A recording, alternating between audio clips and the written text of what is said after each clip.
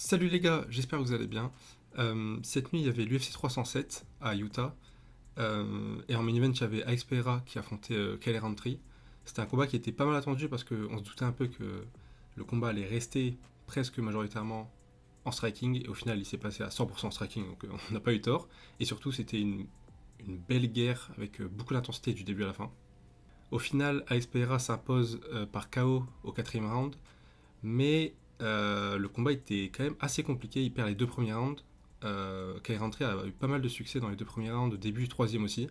Il knockdown même, bon après il est un peu déséquilibré, mais il knockdown Alex Pereira dans le deuxième round. Il place un gros high kick à la fin du deuxième aussi, donc il a eu beaucoup de succès. Et dans cette vidéo, je vais vous montrer du coup comment Kyle Rountree a eu du succès dans les deux premiers rounds, puis comment Alex Pereira, ce qu'a fait Alex Pereira pour reprendre la main petit à petit sur le combat et casser, on va dire, Kyle Rountree au fur et à mesure. Sachant que ce qu'a fait Xpera dans les rounds 3 et 4, c'est globalement ce qu'il faisait aussi dans les rounds 1 et 2.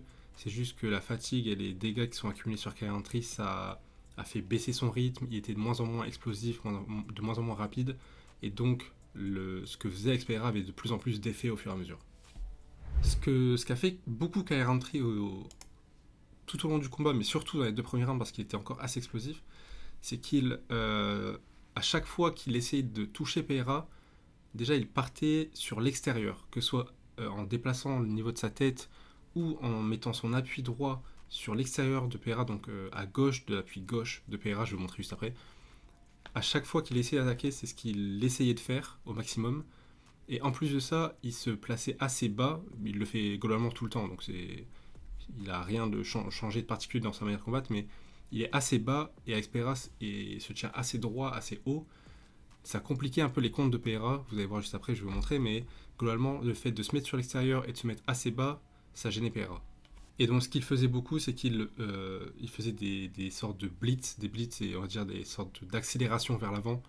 Donc, il envoyait plusieurs coups, souvent des combinaisons de 2 à 3 coups, en allant fortement vers l'avant, donc en accélérant vers Alex Pereira et en se plaçant sur l'extérieur avec le niveau de son corps qui était assez bas.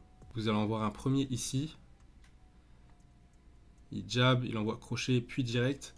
On voit pas l'appui là avec l'angle de caméra, mais on voit bien qu'il déplace sa tête légèrement sur le côté et l'appui droit était aussi sur le côté.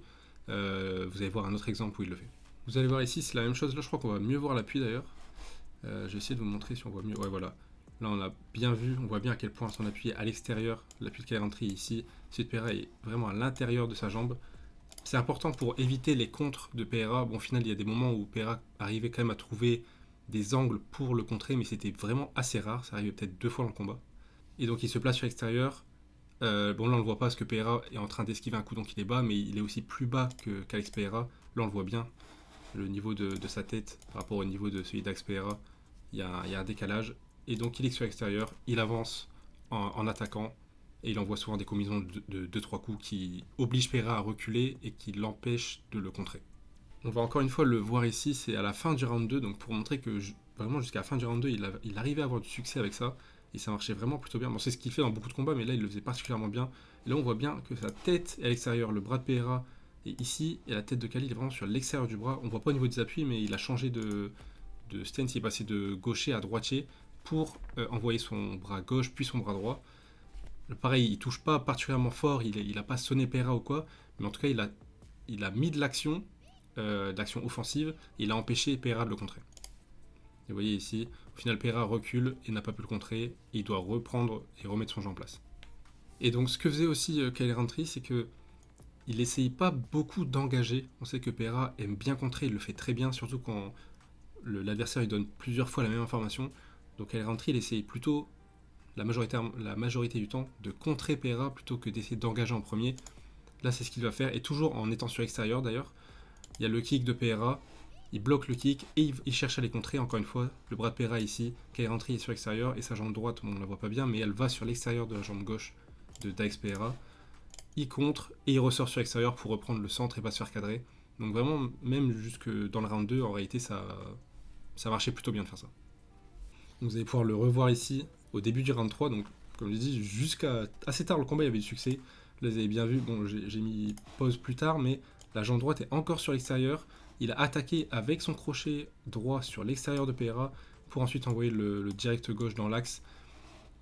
C'est Ça marche notamment parce qu'il est très rapide, très explosif. Là, Pereira, il a pas le temps encore de suffisamment réagir suffisamment rapidement pour ne pas se faire toucher par ces contres-là. Mais là, à partir de ce moment-là dans le combat, à peu près à partir de ce moment-là, la vitesse de Rountree baisse, et donc Pereira va de plus en plus facilement voir arriver les contres. Et d'ailleurs, le moment où Rountree knockdown Pereira, bon, peut-être que Pereira était aussi déséquilibré, donc c'est pas réellement un knockdown parce qu'il a pas l'air si sonné que ça. Toujours est-il que le coup a un gros impact, il touche bien Pereira.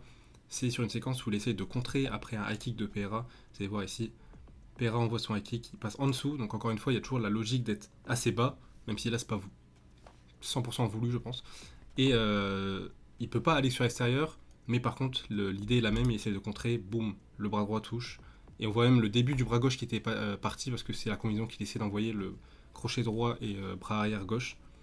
Donc bref, c'est juste pour mettre en avant que le moment où il touche fortement à Pereira, peut-être le plus gros moment du combat pour lui, c'est un moment où il essaie de contrer Pereira. Globalement, ce qu'a fait Pereira tout le combat, et ce qu'il fait dans la majorité de ses combats d'ailleurs, c'est qu'il essaye de mettre la pression pour pouvoir cadrer l'adversaire, analyser un petit peu ce que l'adversaire fait, prendre sa distance, etc. Jabber beaucoup, envoyer des low kicks, puis une fois que c'est mis en place, il essaie d'ouvrir un peu plus son jeu et il fait mal. C'est à peu près ce qu'il fait contre tout le monde. Là, c'est aussi le cas contre Kyle Rountree, mais comme j'ai dit, Kyle Rountree, il lui a posé des soucis en accélérant, en blitzant vers lui, en étant sur l'extérieur, et donc ça a pris un peu plus de temps à se mettre en place.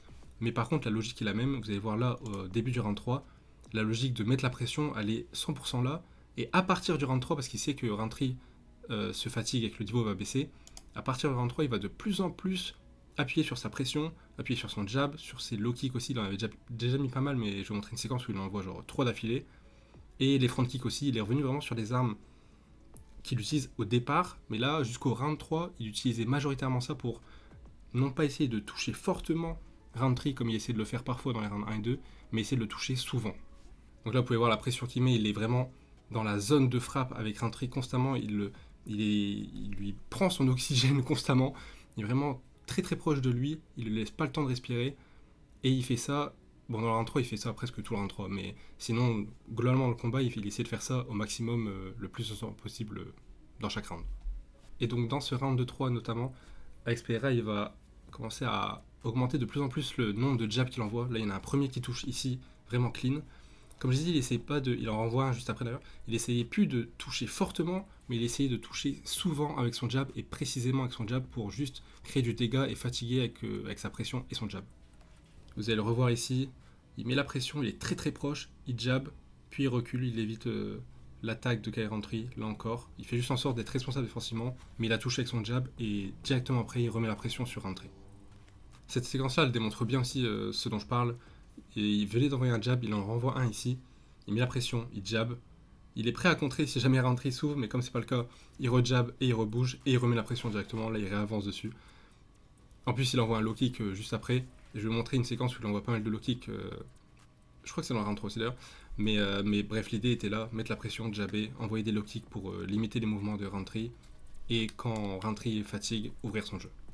Je reviens juste un peu avant parce que les low kicks c'est quand même une partie importante du combat, même s'il n'était pas en. C'était pas sa jambe arrière qui venait envoyer des low kicks. Les low kicks il semblait quand même être puissant, il en a touché quand même pas mal. Bon là à ce moment-là du combat il en est à 11, vous pouvez pas voir mais il y a la stat en bas. Et dans le round 3, là, la séquence que je vous montre, il en envoie plusieurs. Il envoie un ici. Encore une fois, il fait en sorte d'être responsable défensivement et Rountree est de moins en moins explosif, donc ça facilite les choses. Et il va en renvoyer un, hop là. Encore un ici. Et je crois qu'il en renvoie un troisième quelques secondes après, si je dis pas de bêtises. Mais en tous les cas, l'idée était aussi d'abîmer la jambe avant de Kyle Rountree pour compliquer ses explosions vers l'avant, ses blitz dont je parlais tout à l'heure. Et donc le troisième dont je parlais, il est arrivé ici, c'est en gros 10 secondes après, quoi. Dans le quatrième round, ça commence à être de plus en plus facile entre guillemets pour Pereira. Là, il y a un gros jab qui touche. Il remet la pression directement après. Il repart sur front kick pour toucher régulièrement et fatiguer Rountree. Il attend la réponse de Rountree et s'il n'y en a pas, il repart sur ce qu'il faisait avant, c'est-à-dire jab, low kick et front kick si Rountree est à distance de front kick. Et là, du coup, il rejab et il recule. Et il va faire ça tout le round 4 jusqu'aux séquences que je vous montrerai juste après où il peut vraiment s'ouvrir parce que Rountree est vraiment fatigué. Pereira, il aime bien décaler sa tête légèrement sur un coup d'adversaire pour le contrer. Et comme Roundtree fatigue et qu'il est de moins en moins explosif, là vous avez pu voir un peu l'accélération de Roundtree, elle fait presque pas reculer PRA, il est loin de toucher, il est pas assez rapide, etc. Et donc PRA il en profite pour, maintenant qu'il a mis son jeu en place, qu'il a fatigué Roundtree, pour essayer d'ouvrir son jeu et donc d'envoyer un coup, d'avoir une réponse et de contrer. Il y a beaucoup de vidéos d'entraînement de lui où il fait ça même au pas d'ours, etc. Et donc là, je sais pas s'il envoie un jab juste avant, mais en tout cas, c'est exactement ce qu'il va faire. Ouais, il jab, il part sur le côté, boum, il revient avec bras droit et crochet gauche. C'est une de ses combinaisons classiques, en tout cas, c'est celle qu'on voit beaucoup de lui, que ce soit en combat ou en entraînement. Et une fois que là, Roundtree est fatigué, ça peut passer beaucoup plus facilement et il le fait très bien. Et donc, la séquence que je vous ai montrée et celle que vous voyez actuellement, c'est en gros ce qui s'est passé presque tout le quatrième round jusqu'au finish. Là, encore une fois, il essaie de refaire la même combinaison dont je vous ai parlé, bras arrière, crochet gauche. Et Roundtree n'est même plus en train de reculer suffisamment, etc. Donc Pereira ouvre son jeu, il le touche souvent, et il se passe ça jusqu'au finish. Globalement, Roundtree n'avait plus grand chose à proposer en dehors de gros crochets pour essayer de toucher Pereira pendant qu'il ouvre son jeu. Le combat était vraiment intéressant, je trouve, parce qu'on a vu ce qui pouvait causer des problèmes à Alex Pereira. Juste en termes de striking, parce que Roundtree n'a même pas essayé un seul moment de tenter un takedown, ce que je peux trouver dommage. Son approche à la base, elle est basée sur du striking, son style c'est du striking, mais une fois que tu commences à perdre pied et que tu te fais dominer, ça reste un combattant de MMA, ça aurait été intéressant qu'il essaye au moins de lutter, qu'il emmène Alex Pereira dans un autre domaine. Donc c'est ce que je peux trouver un peu dommage, mais en tout cas en termes de striking pur, en MMA, on a pu voir pas mal de choses intéressantes de la part de Roundtree pour gêner Pereira, même si au final il n'avait pas toutes les armes nécessaires pour emmener Pereira loin dans le combat et le battre loin dans le combat. Il y a pas mal de gens qui se sont moqués de Jamal Hill quand il a dit que Roundtree pouvait causer problème à Pereira parce qu'il était en gaucher, mais pour le coup c'était assez vrai. C'était déjà ce que des gens pensaient quand il devait affronter Jamal Hill. Et en effet, quand il affronte des gauchers, il a juste 2-3 armes en moins. Le jab au corps par exemple, il l'utilise beaucoup moins, le low kick évidemment, et donc le crochet gauche il essaie de le placer différemment.